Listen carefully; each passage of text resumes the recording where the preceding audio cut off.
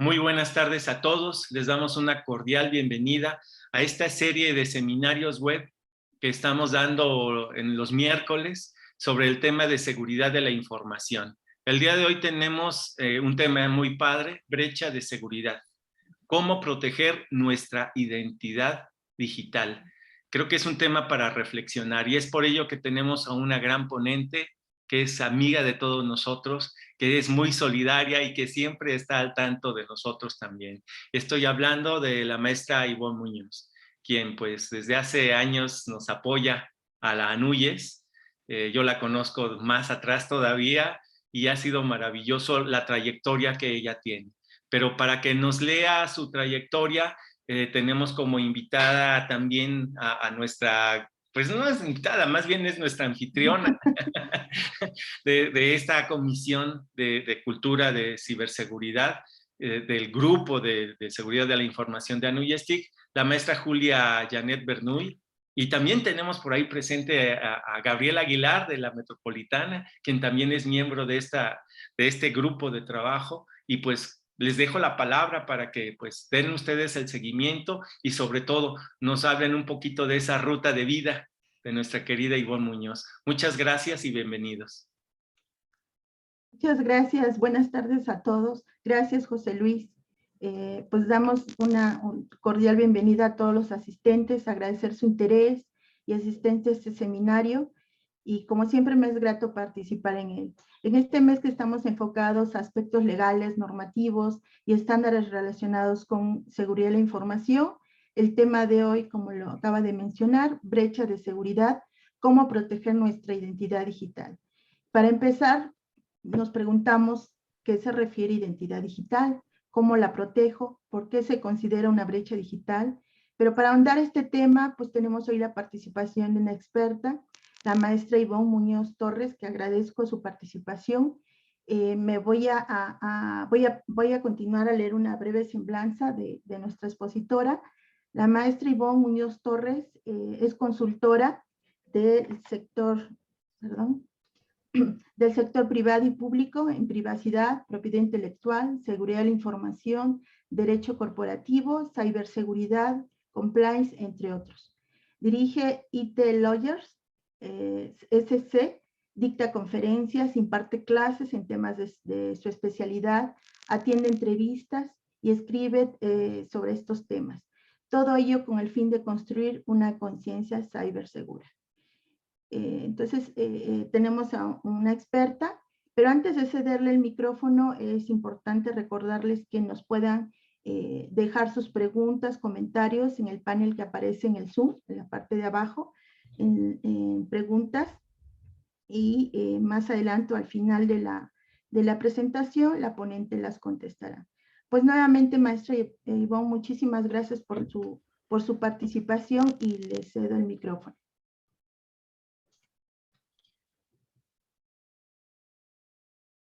Listo. Muchas gracias, Julia. Muchas gracias, José Luis, por tus palabras. Como siempre, pues es un gusto seguir colaborando con ANUYES año con año. Creo que en nuestro caso, José Luis y yo tenemos ya unos 20 años de conocernos, más o menos, y de colaborar con ANUYES, pues ya otros cuantos más, ¿no? Año, con talleres, con conferencias, agradeciendo como siempre la confianza que tienen para estos temas. Creo que hablar de ciberseguridad y hablar de identidad digital ya es algo obligado, ya no es algo optativo. En nuestros tiempos mozos, cuando éramos muy jóvenes, José Luis y yo, y que éramos pioneros en estos temas, creo que éramos los raros, ¿no? Los raros del área de tecnología, porque se hablaba de tecnología, se hablaba de implementaciones, de nuevas versiones de sistemas operativos, de desarrollo de software y demás, pero se pensaba poco en el usuario y se pensaba muy poco, mucho menos poco, en el riesgo de utilizar las tecnologías de la información. Que aquí hay una perspectiva súper importante, un enfoque que debemos de tener desde un punto diferente, que es las tecnologías no generan per se un riesgo. El riesgo lo generamos en la forma en que utilizamos las tecnologías, pero también hay una nueva forma de verlo. Cuando implementamos tecnologías de información en nuestros procesos, en las organizaciones, en nuestro día a día, y con eso me refiero al yo en una entidad pública o privada decidimos, no sé, trabajar todos desde casa, tener toda la información en la nube, pues no es nada más el decir, tengo ese brinco tecnológico y ya estoy dentro de la transformación digital y tengo la información en la nube, sino que tengo que pensar en la seguridad de la información que voy a manejar cuando estoy haciendo ese brinco, y entonces tengo que pensar en el riesgo de la información. Sin embargo, a veces cuando pensamos en el riesgo de la información lo vemos como un todo, ¿no? Hay dos perspectivas o dos cachuchas que yo siempre les digo. Cuando hablamos desde la perspectiva tecnológica, es la perspectiva de solo tengo información y dentro de esos paquetes de información tengo datos en general, ¿no? Y lo único que me preocupa es ver si son públicos, si son privados, si son de una criticidad alta para un proceso o la operación del negocio y punto.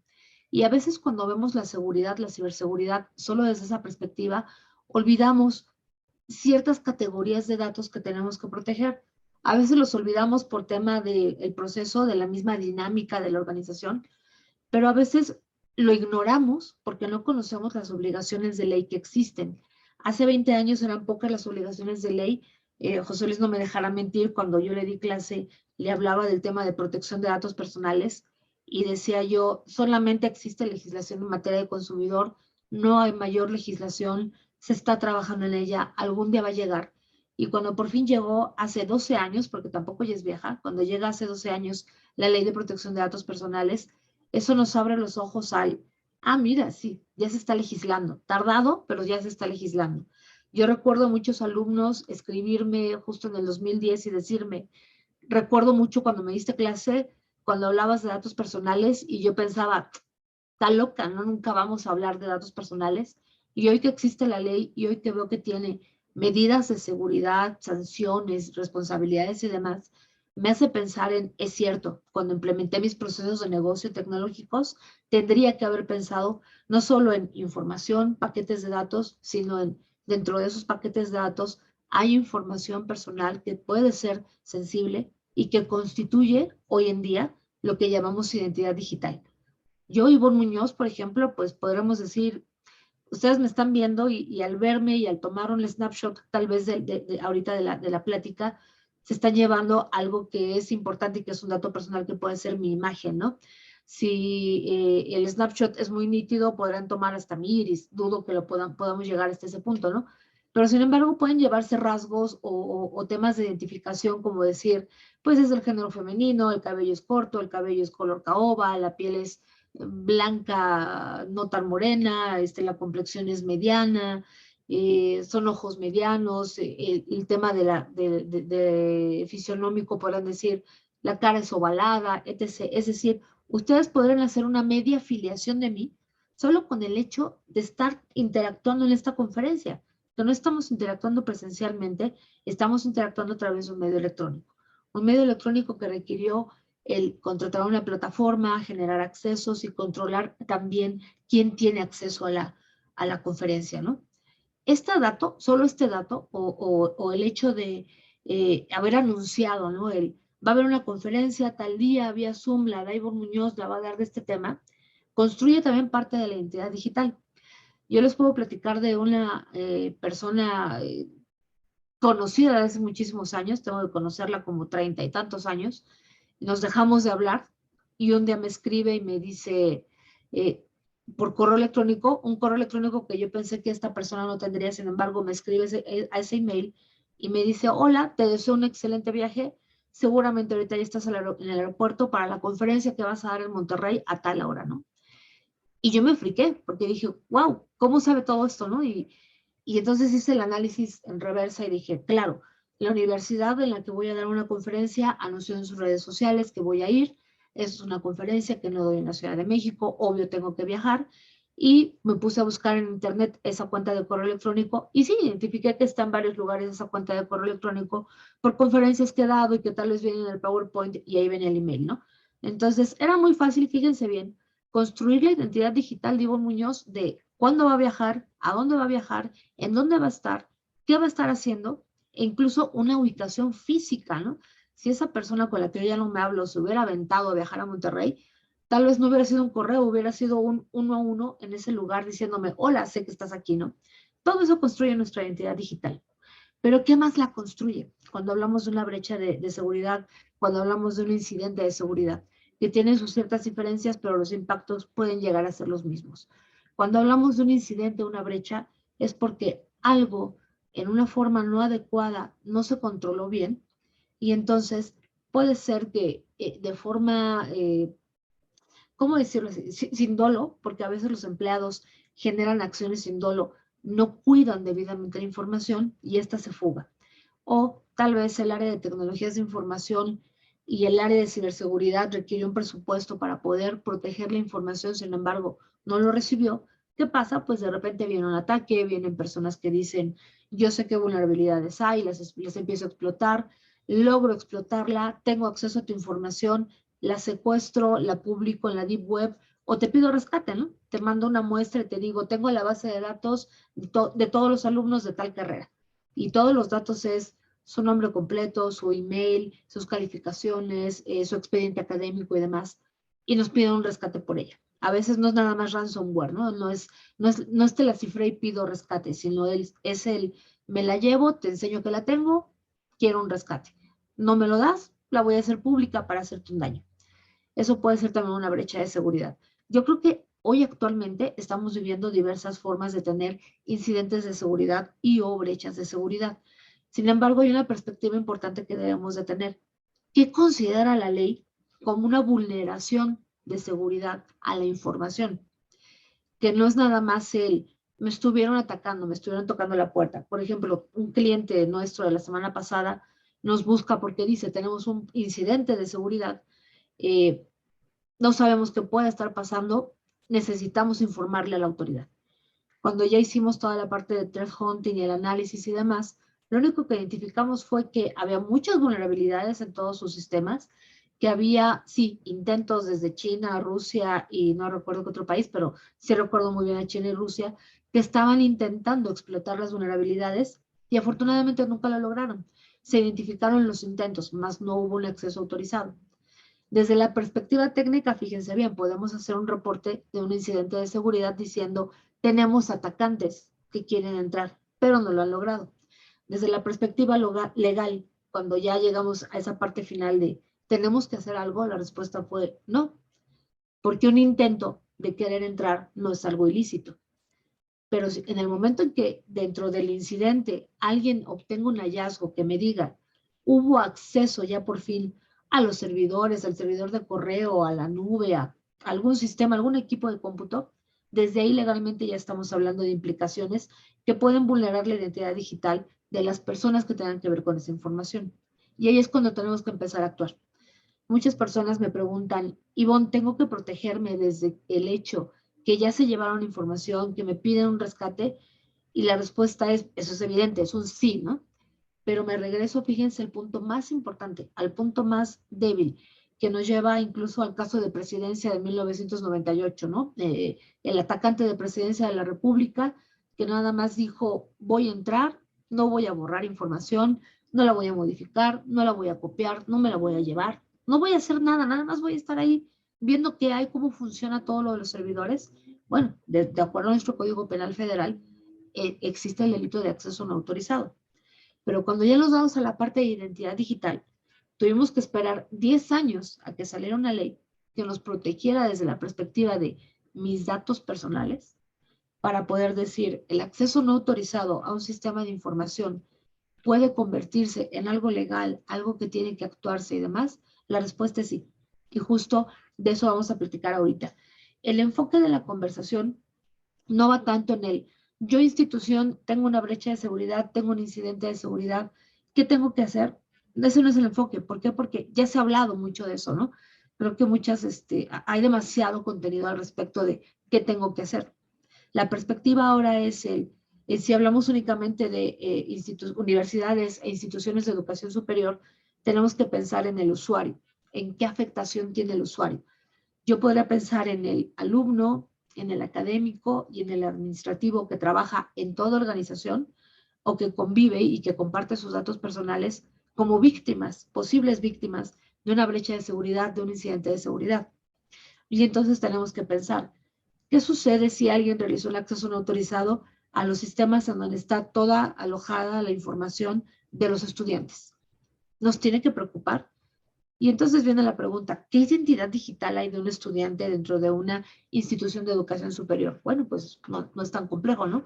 Tendríamos que revisar, por ejemplo, qué información nos pide la Ley General de Educación y qué información nos pide la Ley General de Educación Estatal respecto a qué datos tenemos que recabar de los alumnos.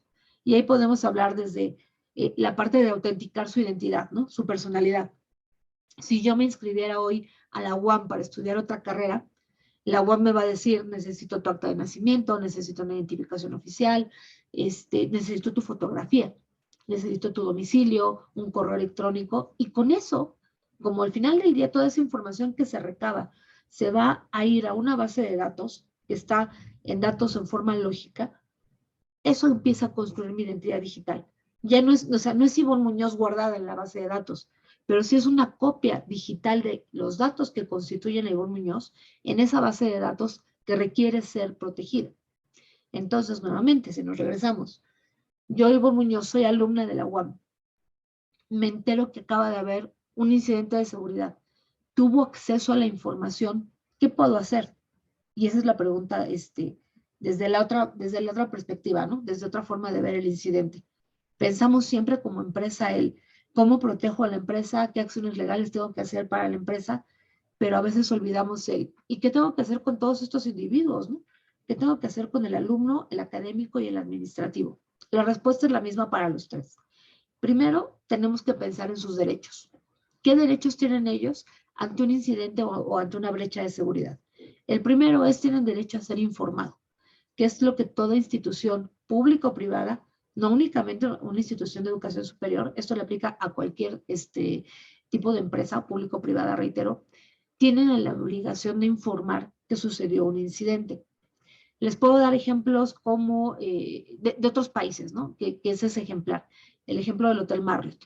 El Hotel Marriott en Estados Unidos tuvo una brecha de seguridad, se filtró información, estuvo la información dispuesta en la Deep Web. ¿Y cuál fue la acción que realizaron? Enviaron un correo electrónico a todas las personas que se hubieran hospedado en un Hotel Marriott en Estados Unidos. A mí, por ejemplo, yo tuve un viaje de vacaciones a Estados Unidos con mi esposo y nos llegó ese correo electrónico. De hecho, me llegó a mí porque yo hice la reservación. Y me dijeron literal, quedó vulnerada la información de tu pasaporte, de la tarjeta con la que pagaste, de las fechas en las que estuviste y del monto pagado. Y en su caso, de los consumos que hayas realizado en el hotel. Y la siguiente acción que realizaron fue, te voy a ayudar a monitorear tus riesgos. Lo que hizo el Hotel Marriott fue contratar, o bueno, la cadena de Marriott, fue contratar un servicio de una empresa de ciberseguridad para hacer el monitoreo de la identidad digital de todas las personas que quedaron vulneradas, o vulnerables, mejor dicho. Esto fue un servicio gratuito por un año en el que tú decidías entro y le digo acepto, para que ellos hicieran una revisión en medios electrónicos de si no se estaba realizando un uso inadecuado de sus datos personales. Entonces, fíjense bien aquí lo interesante. Hubo una información, te informo que sucedió, en lugar de esconderlo, y segundo, te doy una forma de protegerte, que ese es otro derecho que tenemos como seres, como personas, como ciudadanos digitales, vamos a llamarle así, para proteger nuestra identidad digital. Entonces, primero, tienen que informarme, tienen que decirme qué sucedió, cuándo sucedió y qué datos personales quedaron vulnerados. Con base en ese derecho a ser informado, uno entonces ya puede empezar a reaccionar, ¿no? Que es en el ejemplo que les digo del Marriott, supongamos que pasó en México, ¿yo qué debería estar haciendo? A ver, se vulneró mi pasaporte. ¿Qué afectaciones pueden suceder si la información de mi pasaporte está vulnerada? ¿Qué le di al hotel? ¿El número del pasaporte o una fotografía del pasaporte? Si es una fotografía del pasaporte, entonces yo ya tengo que hacer un plan de acción. El plan de acción ideal sería ir a la Secretaría de Relaciones Exteriores, solicitar una reposición del pasaporte. ¿Para qué? Para que el pasaporte que fue vulnerable, que está por 20 bases de datos, aunque sea utilizado en el momento de ser validado, se indique que ya no está vigente, que hay un pasaporte nuevo y que entonces no pueda ser utilizado. ¿Para qué? Para usurpación de identidad. Ese es uno de los principales riesgos que corremos, ¿no? Cuando nuestra identidad digital es vulnerada como resultado de una brecha de seguridad, el primer riesgo y el más importante es ese, la usurpación de identidad, ¿qué van a hacer con mis datos personales? Esas personas que desconozco y que pueden afectarme. Segundo, estuvo expuesta también tu tarjeta de crédito. Pues preguntarle, ¿no? Que ese es otro derecho. Ya me informaste que sucedió el incidente. Ya me informaste en forma general qué datos personales quedaron expuestos. Pero la siguiente pregunta es, de los datos de tarjeta de crédito, ¿qué había en tu base de datos? ¿Solo los últimos 4 dígitos y el CBB? Porque entonces ahí ya no hay riesgo y ya no me preocupo. Pero si la respuesta es no, teníamos los 16 dígitos, la fecha de vigencia y el CBB, el código de validación, entonces, ¿qué tengo que hacer? Nuevamente, mi plan de reacción, ¿no? Pero ya es personal. Es contacto a la institución financiera, les comento que hubo un incidente en el cual quedó vulnerada la información, quedó expuesta la información y solicito una reposición del plástico con un cambio de los 16 dígitos. De hecho, si lo empezamos a materializar a México, seguramente a muchos de los que están aquí les ha pasado. A mí me sucedió hace 2 meses, me llegó un mensaje de Banamex insistente de hay que cambiar tu tarjeta con terminación tal. Ya la primera vez no hice caso, a la semana siguiente volvió a llegar, a la semana siguiente volvió a llegar. Ya en el tercer strike fue cuando dije creo que esto es algo serio, porque mi tarjeta no estaba bloqueada, yo la podía seguir utilizando, pero el mensaje era insistente, tenemos que cambiar tu tarjeta porque hubo un problema con ella. Llamé a Banamex y les pregunté, ¿qué pasó? ¿Cuál es el problema? Porque yo la sigo usando, yo no he hecho nada malo. Y obviamente sí hice la pregunta directa, hubo una fuga de la base de datos de las tarjetas y me dijeron, no, no es eso, obvio no lo van a aceptar. Pero sí me dijeron, es toral que hagamos un cambio de la tarjeta. Generalmente a veces te cambian la tarjeta y solo cambia la fecha de vigencia. En este caso me dijeron, por seguridad suya, tenemos que cambiar los 16 dígitos de su tarjeta. Y yo sí les dije, espérame, llevo 20 años con esa tarjeta, me sé los 16 números de memoria, no me la cambies, ¿no? Y me dijeron, lo sentimos mucho, pero tenemos que cambiar los 16 dígitos por temas de seguridad financiera. Entonces, vamos, atrás de este mensaje te están diciendo literal, hubo una brecha de seguridad, ¿no? Hubo una filtración de la base de datos, tenemos que cambiar los 16 dígitos, ¿para qué? Para evitar que la que está vigente pueda ser utilizada. Y pues ya, acepté el cambio, me asignaron un número en menos de 2 horas, mi tarjeta ya fue repuesta, sin costo alguno y demás. Esa es otra forma de proteger nuestra identidad digital.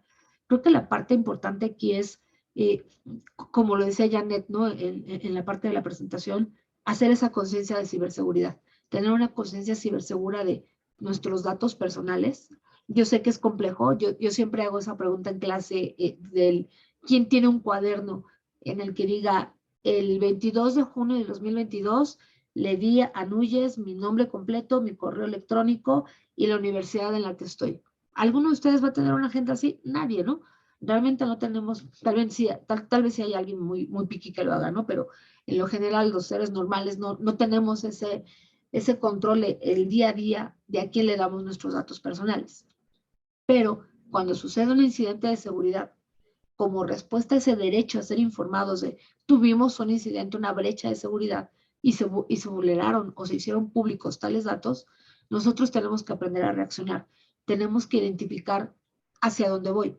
Esto es como si hubiera habido un temblor en el que se cae tu casa y dices, wow, perdí todas mis identificaciones, perdí mis tarjetas de crédito, perdí mis tokens, perdí mis certificados académicos. ¿Qué tengo que hacer? Pues tengo que ir a la SEP, tengo que ir a la UAM, tengo que ir al TEC de Monterrey, tengo que ir al INE, tengo que ir al banco.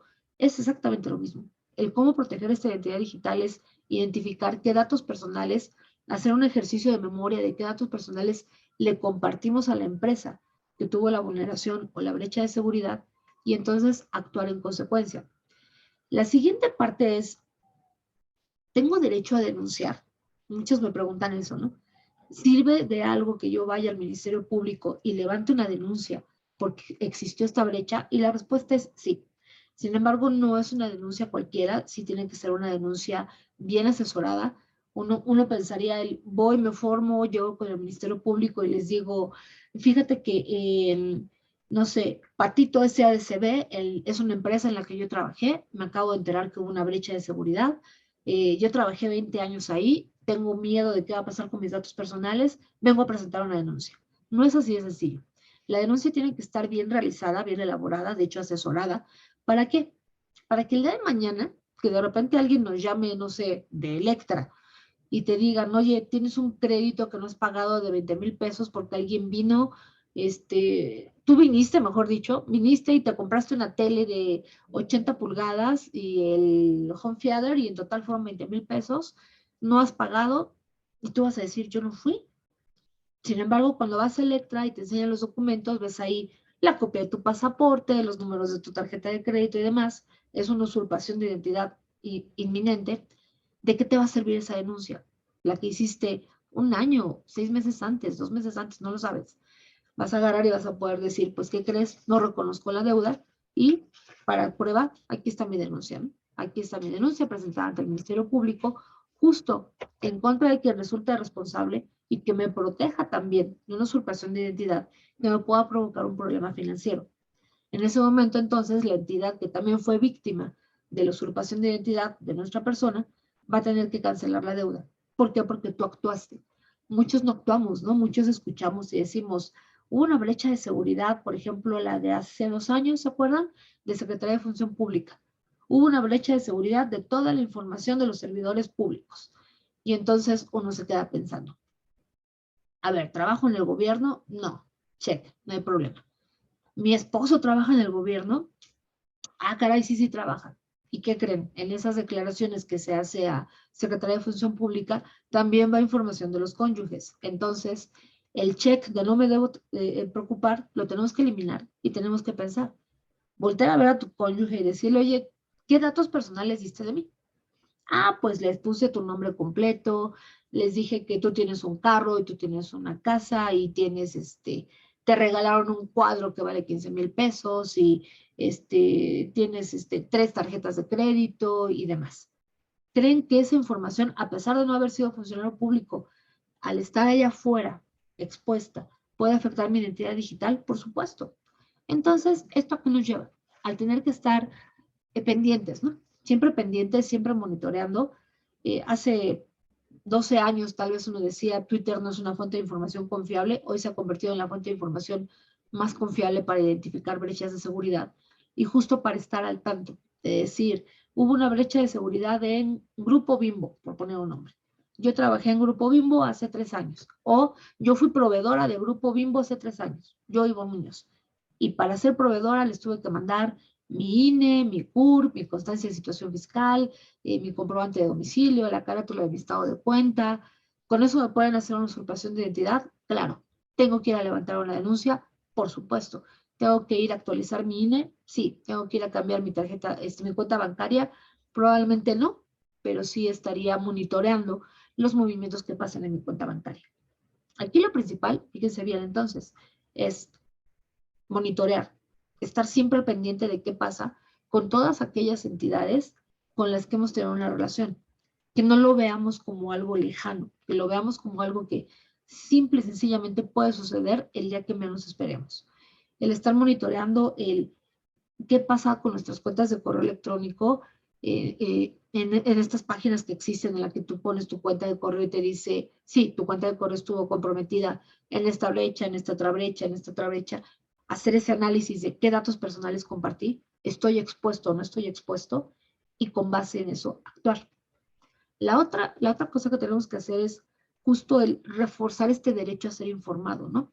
En el que si vemos que en Twitter una persona pone, me acabo de enterar que hubo una brecha de seguridad en Grupo Bimbo. Y tú dices, yo fui proveedora del Grupo Bimbo. O yo fui a dar clases al Grupo Bimbo. O yo universidad le di clases a un grupo de alumnos del Grupo Bimbo. ¿Estamos expuestos o no estamos expuestos? Voy y les toco la puerta y les digo, oye, me acabo de enterar que hubo una brecha de seguridad, tienes la obligación de informarme. ¿Por qué no me has informado? Eso es importantísimo, ¿no?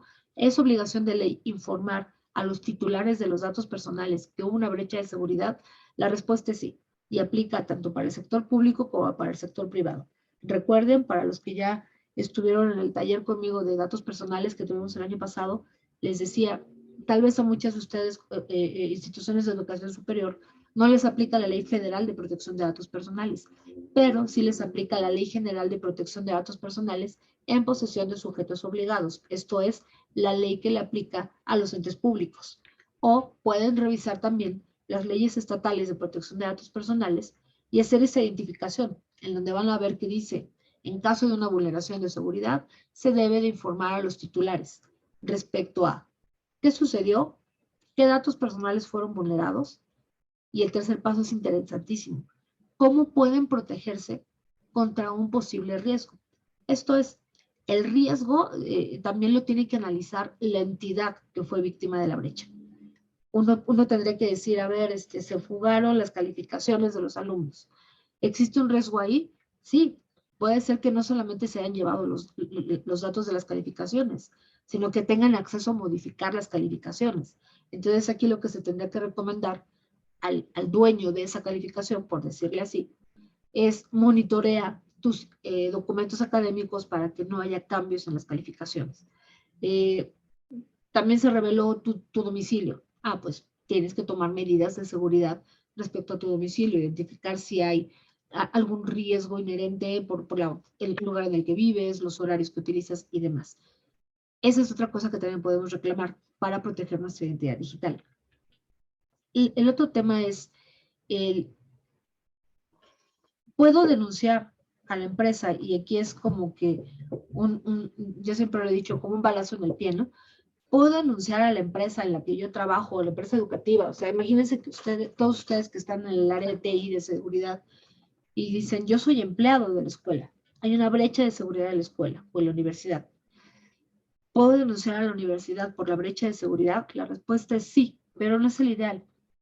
¿Por qué? Porque nuevamente, si la denuncia no está correctamente hecha, quien va a tener que continuar un proceso penal en el Ministerio Público y en juzgados penales son los responsables de los datos personales, y no solamente ellos, sino también el titular de los datos personales. Esto es, yo, Ivonne Muñoz, profesora del TEC de Monterrey, me entero que hubo una brecha de seguridad y se me ocurre decir, voy a presentar una querella en contra del TEC de Monterrey.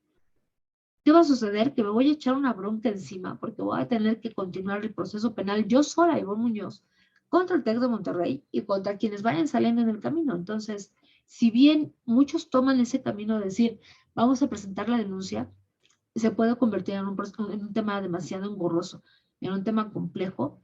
La realidad, lo que tenemos que hacer es presentar esa denuncia contra quien resulte responsable, decir, fueron vulnerados mis datos. Si existe un comunicado oficial de la institución de educación superior, sería el anexarlo justo en esta denuncia para que la autoridad diga, ok, o sea, no es porque Ivonne se imaginó que hubo una fuga de datos, ¿no? Sino la institución avisó que hubo esta fuga de datos, ella está actuando en consecuencia para evitar problemas posteriores.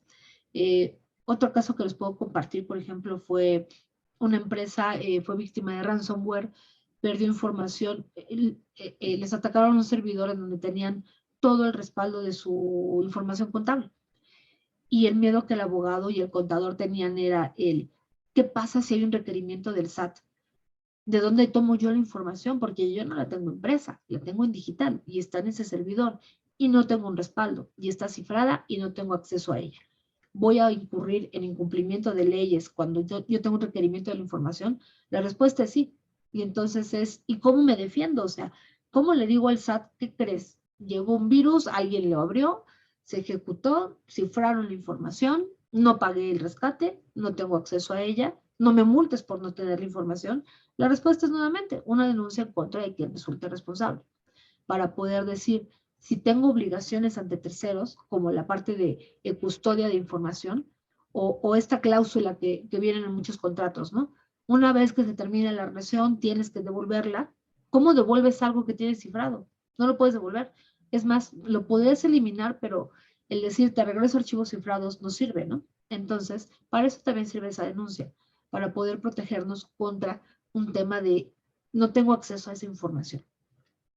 Me voy a regresar a la parte de identidad digital, a la parte de definirla y de configurarla. No es tan complejo, la verdad es muy sencillo. Yo creo que la forma más sencilla de definir a la identidad digital es toda esa aquella información que te dice quién eres, ¿no? Que da en cierto detalle información de ti, ¿no? Es todo lo que publicamos en medios electrónicos, todo lo que enviamos también a través de medios electrónicos, todo lo que construimos dentro de nuestra identidad, el quién soy, el monitorear quién soy.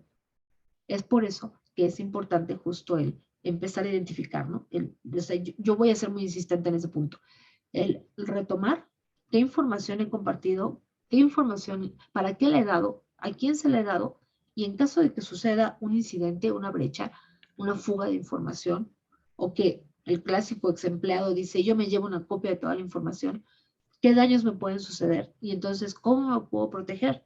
¿Para qué? Para que la Ivonne Muñoz, que es en el mundo físico, pueda seguir siendo jurídicamente hablando y desde la perspectiva de certeza jurídica, pueda seguir siendo la misma en su identidad digital, que no haya homonimias, que no haya trámites inesperados en la parte financiera, que no haya, no sé, ¿no? El hacer algún trámite financiero, alguna adquisición de algún bien, justo utilizando los datos que se lleguen a fugar de mi persona en cualquier empresa.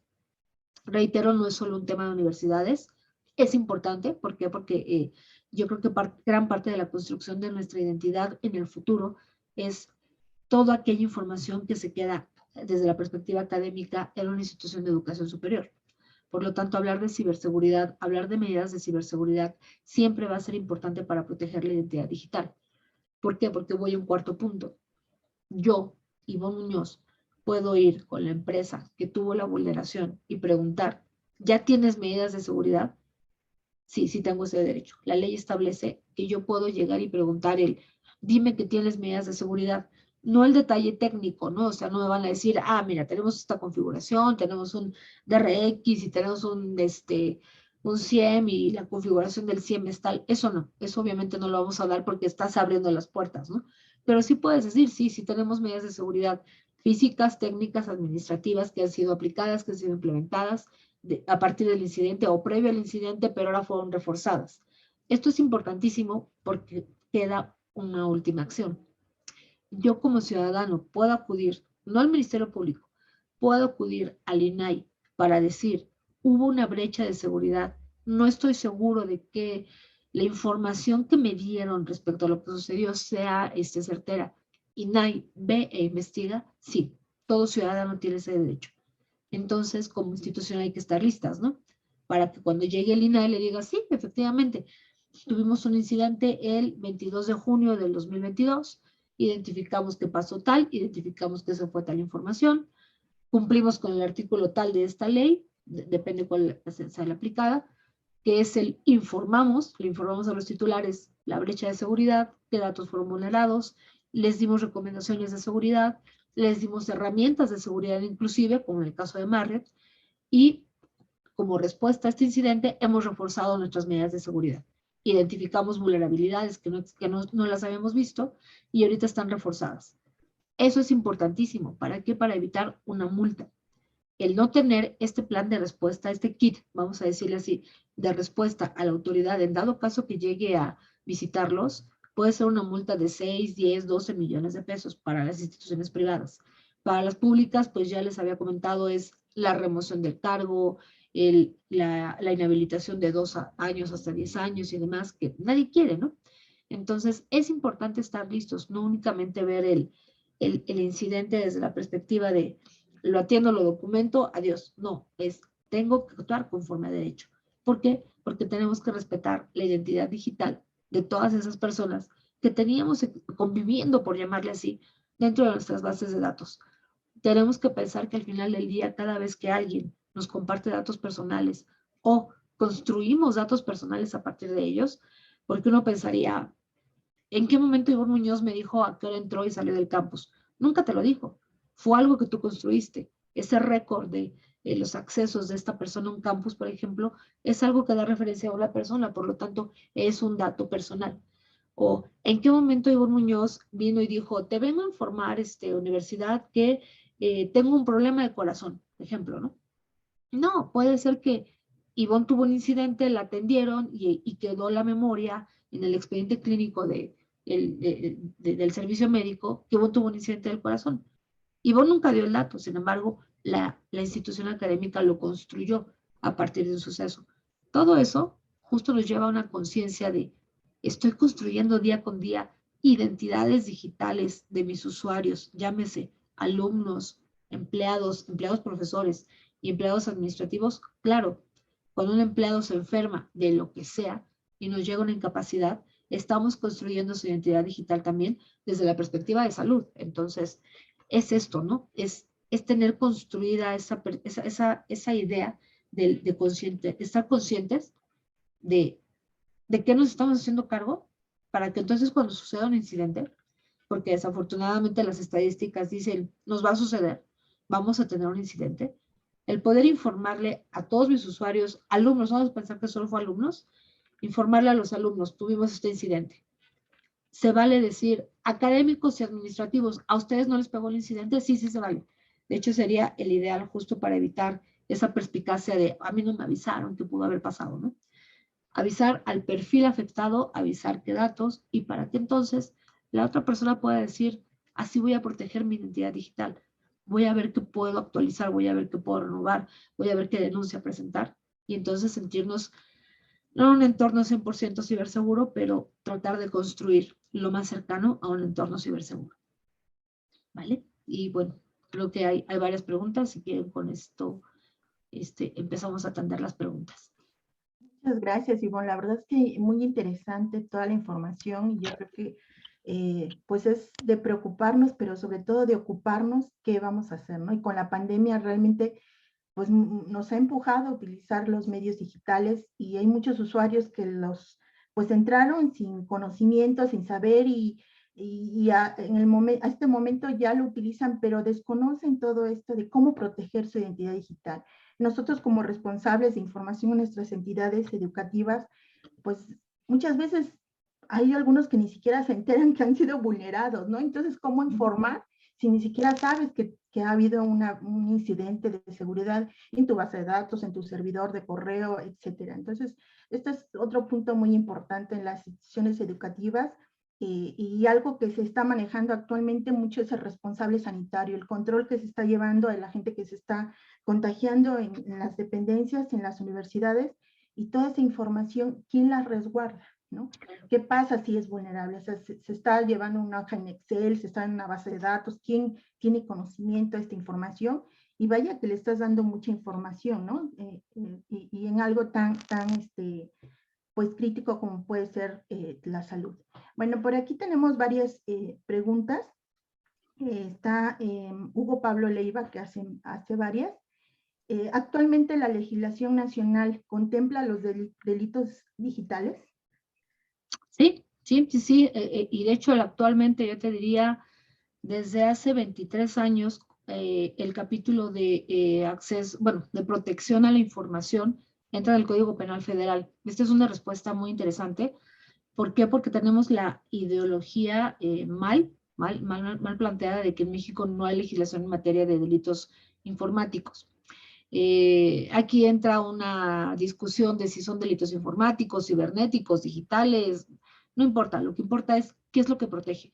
El Código Penal Federal tiene un paraguas de protección hacia información de instituciones financieras, información de particulares e información del sector público. Sin embargo, esta no es la única norma jurídica. Todos los códigos penales en todo nuestro estado, en todo nuestro país, recordemos que al final del día, como dicen las monedas, somos una federación, es Estados Unidos mexicanos.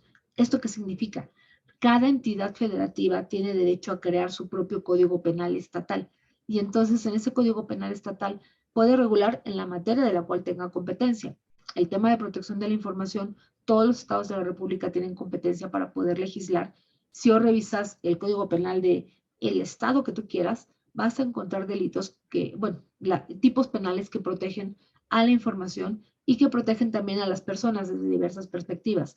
Es importante hablar de qué paraguas son delitos informáticos, ¿no? Dentro de delitos informáticos puedes hablar de, tuve una afectación financiera, tuve una afectación en mi identidad digital, tuve afectación en mi vida íntima también, ya con el tema de esta parte de la exhibición de desnudos en forma no permitida, en forma no autorizada. Viene también el tema de pornografía infantil. Vienen varios temas. Yo escribí un libro hace 13 años, y en ese entonces fue una compilación de 280 tipos penales en toda la legislación de nuestro país. En estos 13 años que han transcurrido, muchos de esos códigos se han reformado. Hay leyes especiales que también se han reformado, Yo te podría decir que si ahorita yo tuviera que hacer una actualización del libro, estaría hablando más o menos de 400 tipos penales distintos que protegen a la información. Entonces la respuesta en general es un sí y ya te di este dato que lo sostiene, ¿no? Ok, gracias. Otra pregunta que nos hace Hugo Pablo, ¿el robar la cuenta de Facebook u otra red social es un delito? Sí. Para empezar, estás realizando un acceso no autorizado a un sistema de información para el cual tú no estás autorizado. Únicamente estaría autorizada la persona que tiene esa cuenta. El tema es la parte de la investigación, ¿no? Definitivo ahí el probar esa parte del acceso no autorizado y la obtención, pero sí lo puedes considerar como un delito. Lo puedes también en algunos estados de la República considerar como usurpación de identidad. Dependerá la entidad de la República en la cual suceda este suceso. Ok. Otra pregunta que nos hace, si a una institución, supongo educativa, le roban su información, ¿se le puede demandar por su falta de seguridad? Creo que eso es algo que ya habías mencionado, ¿no? Sí, o sea, sí puedes presentar una denuncia en contra de la institución, pero vamos, tú como institución académica, ¿qué vas a contestar? Sí, efectivamente, reconozco el incidente, recupero, ya implementé medidas de seguridad. ¿Podrías denunciarla para decir si llego a tener alguna afectación como consecuencia de los datos que se filtraron, tú eres responsable? Sí, sí puede suceder. Y esa es la parte interesante, solo que vas a tener que estar demostrando. Por ejemplo, tuvimos un caso con una institución académica que voy a obviar su nombre. Hubo un incidente, una brecha de seguridad, se filtraron datos personales de alumnos y uno de ellos llegó a reclamar diciendo que como consecuencia de ese incidente de seguridad estaba siendo víctima de extorsión. Entonces, ya en el Ministerio Público lo que se revisó fue, a ver, enséñanos las llamadas y los mensajes de extorsión, y tanto las llamadas como los mensajes de extorsión eran de 2 meses antes de la brecha de seguridad. Y en ese momento entonces, ¿quién tiene derecho a reclamar daños y perjuicios? La institución académica. Los daños y perjuicios de los abogados, que fuimos nosotros, que tuvimos que ir a revisar ante el Ministerio Público si era procedente justo esta queja que se presenta, bueno, esta querella que se presenta diciendo por tu culpa me están extorsionando. Entonces, ahí es donde está justo esa parte del hilo, ¿no? La presento o no la presento, porque puede ser que yo quiera ser responsable a la institución académica de algún daño que yo llegue a sufrir, resulta que no lo puedo comprobar y entonces viene la contrademanda en la que vas a tener que pagar daños y perjuicios por haber generado los gastos legales de los abogados para darle seguimiento. Entonces, por eso les decía, es como un balazo en el pie, ¿no? Puede ser que te convenga, pero si resulta que no puedes probarlo, vas a tener que pagar daños y perjuicios. Ok. Por último, la última pregunta de Hugo Pablo. Si me bloquean mi tarjeta de crédito, llamo al banco y me dan vueltas y vueltas y no me dicen qué pasó, ¿se considera un delito? No, no, pero no es un delito, pero sí es una infracción a la ley de instituciones de crédito. Ojo, cuando hablamos de legislación, no todos son delitos. Hay también el sector de las infracciones administrativas. El mejor ejemplo es cuando tú te pasas un semáforo en rojo, no cometiste un delito, cometiste una infracción al reglamento de tránsito. O cuando no pagas tus impuestos, en algunos casos sí es delito, pero cuando ya avanzó mucho el proceso, pero inicialmente es una infracción a la ley de instituciones, perdón, a la ley del impuesto sobre la renta o el Código Fiscal de la Federación. ¿Qué pasa en este caso? Primero estaríamos diciendo que el banco está infringiendo la ley de instituciones de crédito y también está infringiendo la ley de protección de defensa de usuarios de servicios financieros. Lo que tienes que hacer es ir a la UNE. Todos los bancos por ley están obligados a tener una unidad de atención especializada, por eso se llama UNE, para todos sus usuarios. Presentar tu reporte, justo indicando fechas y funcionarios que no te han atendido y que haya una resolución. A la par, lo importante es que sepas hacer el proceso, ¿no? Hagas tu carta, te la sellen y después de ahí te vas a Conducef y dices, Conducef, te doy parte, ¿no? Tengo tanto tiempo presentando esta queja, no me han resuelto, ya presenté escrito ante la UNE y entonces ya tienes dos movimientos, tu propia acción y después la que Conducef va a empezar a empujar para que den respuesta a lo que está sucediendo. Y en dado caso, si Conducef identifica que sí se infringió la ley, sí sancionan a la institución de crédito. Qué interesante. Por aquí nos acompaña también Cuitlauga Ernesto Sánchez Basilio. Su pregunta es, ¿he sido muy negligente con mi información, datos personales a lo largo de mi vida? ¿Cómo puedo revertirlo? Pau. Híjole, es como decir, me he portado mal toda la primaria, ¿cómo le hago para quitar todas las tachas del boletín, no? La realidad es que no puedes, hay algo bien importante, ¿no? En el mundo digital creo que es muy difícil borrar todo lo que se va quedando, ¿no? Salvo que contrates especialistas que dicen, yo voy a buscar todo y me voy a encargar de borrar ese rastro, ¿no? Eso es algo que, por ejemplo, nosotros hacemos ese tipo de servicios cuando nos ha pasado con menores de edad, que les tomaron fotos y las subieron en 20 lugares, y nos ponemos a borrar todo eso que puede dañar justo la identidad digital de una persona y el desarrollo psicosocial de la menor, ¿no? En tu caso, pues yo creo que sí puedes hacer ese rastreo de esa memoria técnica que tú hagas, diciendo qué he puesto, qué no he puesto en redes sociales, qué he compartido, qué no he compartido, y empezar a hacer la eliminación de todo eso si es que tienes acceso todavía a ello. Y si no, ejercer tus derechos de acceso, tu derecho de rectificación, tu derecho de cancelación ante cada uno de esos medios en los que, como dijiste, irresponsablemente has manejado tu identidad digital. Creo que si es chamba de uno, o si no, puedes buscar un servicio especializado que le digas, yo sé que en tal lugar, tal lugar, tal lugar, tal lugar, hice esto de una forma inadecuada, encárguense de borrarlo. ¿Por qué? Porque sí se puede. Sí hay formas de realizarlo. Ok, gracias. Otra pregunta que nos hace Cuitláhuac. ¿Hasta dónde llega la responsabilidad de la empresa que tuvo el incidente de vulnerabilidad? ¿Con avisar basta? ¿Qué pasa si la empresa tarda en detectar la vulnerabilidad? Con avisar es suficiente. De hecho, ese es uno de los vacíos que tiene la legislación en el sector de particulares versus la del sector público. En la del sector público es, en cuanto te enteres que tuviste un incidente, tienes un plazo, si no me recuerdo, es de no más de 10 días para avisar a los titulares de los datos hubo un incidente, sucedió así, porque lo tienes que hacer muy rápido en el sector público. En el sector y le tienes que avisar al INAI. En el sector privado es bien distinto porque dice, ¿te enteraste que tuviste un incidente? Puedes avisarle, fíjense bien, puedes, y el puede en la parte legal es opción, puedes avisarle a los titulares que sufrió el incidente o te puedes esperar hasta que hayas terminado tu investigación, saber qué sucedió y en ese momento avisar. Pero a veces una investigación de un incidente te puede llevar 2, 6 meses, un año, depende de toda la información que tengas que analizar, ¿no? Imagínense si son los servidores de una universidad, piensa en el tiempo de imágenes forenses, del procesamiento de la información, del análisis de la información.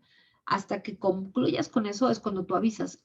Puedes entonces, en ese caso, no sé, denunciarlos, quejarte porque se tardaron en avisarte. En el sector privado, no. Te tienes que esperar hasta que sepan exactamente qué fue lo que sucedió para que te den entonces la información completa, ¿no? De hubo un acceso no autorizado, hubo una copia de la información, no había datos personales, entonces no te preocupes si dices, ahí muere, ¿no? O sí había datos personales, tales, tales, tales, estas son las recomendaciones. Tienes que esperar, pero no sería fructuoso el poder hacer, el presentar ese anuncio lo puedes hacer, pero no es fructuoso porque la ley va a decir, espérate, aquí dice que es hasta que sepan qué pasó, ¿vale? Ok. El previsto del usuario chato. ¿En qué ley y artículos se establece que una empresa o institución está obligada a dar a conocer cuando son víctimas de una brecha de datos? En el caso de la Ley Federal de Protección de Datos Personales es el artículo 20. Esta obligación existe desde el año 2010. En el caso de la Ley General de Protección de Datos Personales en posesión de sujetos obligados, si no me recuerdo, está por el artículo 70 y algo, pero tiene esa misma obligación de informar. Okay. Ahí sí no me recuerdo exactamente el artículo, pero puedes revisarlo en la Ley General de Sujetos Obligados. Ok, gracias. Pablo, nuevamente, ¿existe un seguro para los eventos de robo de información y las consecuencias que se den de ese hecho? Sí, hay aseguradoras que te cubren. Si no me recuerdo, AXA es una de ellas, Mapfre me parece que también está ofreciendo un servicio de esos, pero fíjense bien, tiene sus reglas. Por ejemplo, cuando tú te compras un seguro de vida o un seguro de gastos médicos mayores, hay una pregunta que siempre te hacen, que es, ¿practicas deportes de alto riesgo?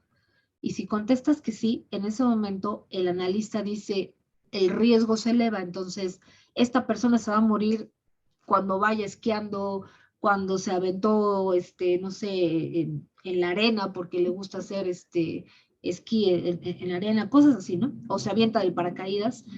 El riesgo de que se muera, el riesgo de que tenga una afectación física es mayor, su póliza es más cara. En el caso de proteger información, lo que te van a preguntar es, ¿qué medidas de seguridad tienes implementadas? Vas a tener que demostrarlas, vas a tener que entregar la documentación de tus medidas físicas, administrativas y tecnológicas para que entonces la aseguradora diga, el riesgo es menor, el riesgo es mayor, y con base en eso, ¿qué te cubre y cuánto cuesta? Pero sí existen esas pólizas.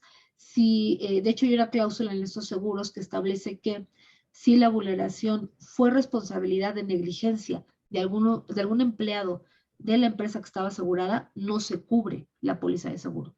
Entonces, sí existen, pero tienen muchos detalles finos que tienes que cubrir para que entonces la aseguradora adopte el riesgo. Acuérdense que la parte de administración del riesgo, en esta parte estás compartiendo el riesgo, no estás transfiriendo el riesgo cuando compras un seguro. En el caso de información, únicamente estás compartiendo el riesgo con la aseguradora. Ok, gracias. Jacqueline nos pregunta, si la empresa es extranjera, ¿está obligada a responder sobre la información que ha sido vulnerada? Depende del país en el que ésta resida. Si, no sé, por ejemplo, Facebook, ¿no? Que está en Estados Unidos. Hay que recordar algo, existen tratados internacionales, en este caso el TEMEC establece ya medidas en la parte de protección de datos personales, sobre todo cuando tienen un uso transfronterizo. ¿Esto qué significa? Tú usas tu Facebook aquí en México, pero la verdad es que los datos están en California y otros están en Seattle, ¿no? Otros están, de hecho, en otros países de la Comunidad Económica Europea.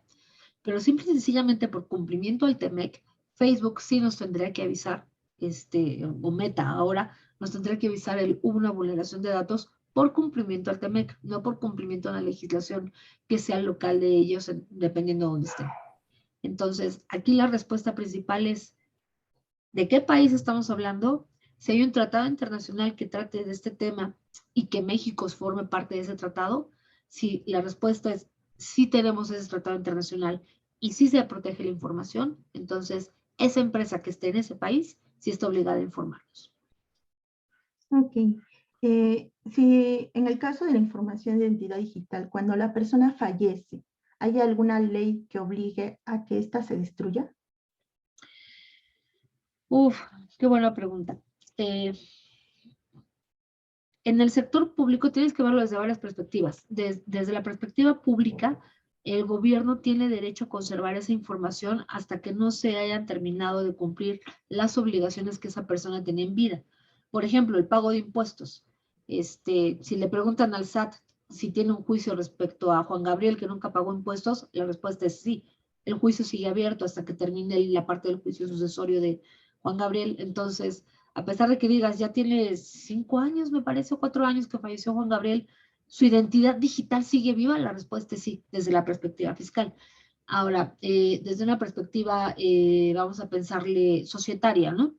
Los socios siguen vivos en su identidad digital ante el registro público de la propiedad, a pesar de que ya fallecieron, la respuesta es sí, hasta que no haya un cambio estatutario.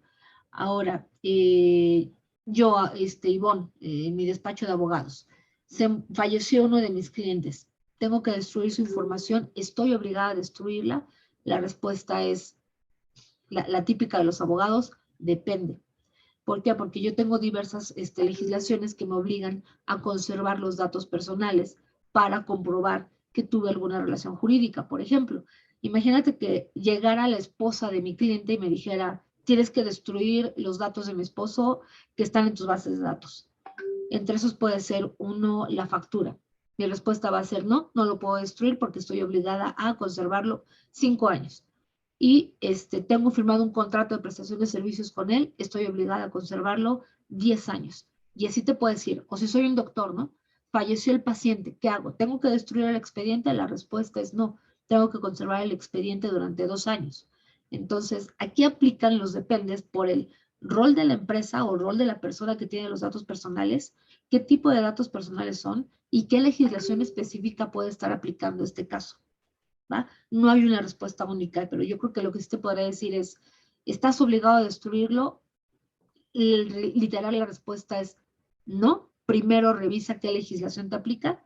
Si ves que de toda la legislación que te aplica no tienes obligaciones de conservación, sí estás entonces obligado a destruirlo. ¿Por qué? Porque ya no hay finalidad de conservación. Ok, gracias. Y por último, un comentario de Cuitlaga Ernesto Sánchez. Si normalmente no te dicen, si, supongo que se refiere a una organización, no te dicen si tienen medidas de seguridad, a lo más que llegan es un aviso de privacidad.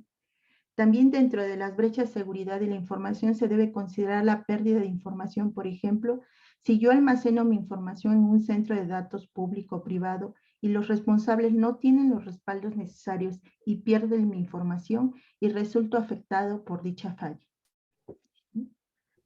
Sí, a ver, si estoy entendiendo bien la pregunta, no sé si la puso en el chat, me imagino. Esta la Sí, puso está en sí, el en el chat. chat. Sí. Exacto, sí. Es un comentario. Recuerden algo, la ley establece diversas formas de vulneración de datos personales, que es acceso no autorizado o autorizado, modificación no autorizada o autorizada, copia autorizada o no autorizada, pérdida, robo, destrucción o que esté extraviada. Cualquiera de estas acciones son las que yo tengo, es como tu prueba de fuego, ¿no? El incidente, ¿qué pasó? ¿Hubo acceso? ¿Hubo modificación? ¿Hubo copia? ¿Hubo extracción? ¿Hubo pérdida? Que es el caso que comparte Cutiahuac. Y entonces vas palomeando y si dices, esta sí no sucedió, entonces tienes que activar tu documentación para tener la respuesta que te llegue a requerir la autoridad en su momento.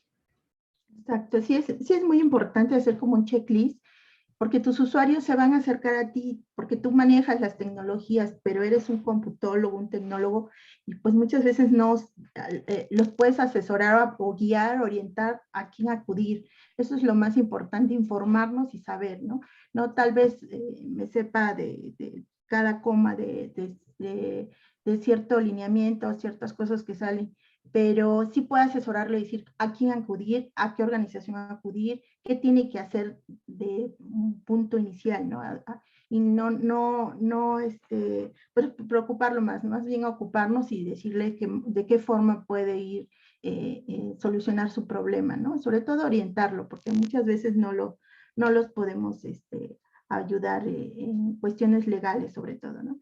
Bueno, entonces, pues muchas gracias, Ivonne. La verdad nos ha servido mucho toda esta información y nos llevamos a casa, nos llevamos a nuestras instituciones para ponerlas en práctica. Claro. José Luis, Gabriel, Froilán, no sé si tengan algún otro comentario. Agradezco a todos los asistentes. Están nuevamente con la invitación. Dentro de 8 días tenemos otro webinar relacionado con estos temas. Y pues buenas tardes, muchas gracias nuevamente a Ivonne y a Nuyesti. Pues, agradecer a Ivonne porque yo como extraño esas clases, se aprendía tanto y además pero tan deliciosas. Entonces, Ivonne, no sabes cuánto extraño esas clases y ahorita me traes eso a la memoria, definitivamente. Es algo donde se aprende tanto y se disfruta, que eso es lo más padre, ¿no? Y además se genera una gran relación de personas, ¿no? Que eso es lo más bonito todavía, con el tiempo perdura. Pues gracias a todos los que se conectaron nuevamente, Ivonne. ¿Qué te puedo decir? Del tema que vayas a hablar, yo me apunto. Muchas gracias. Ya dije.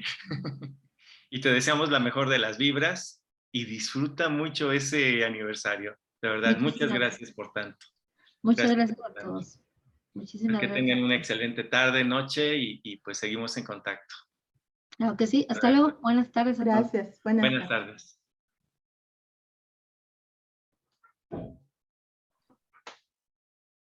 Ya, creo que nos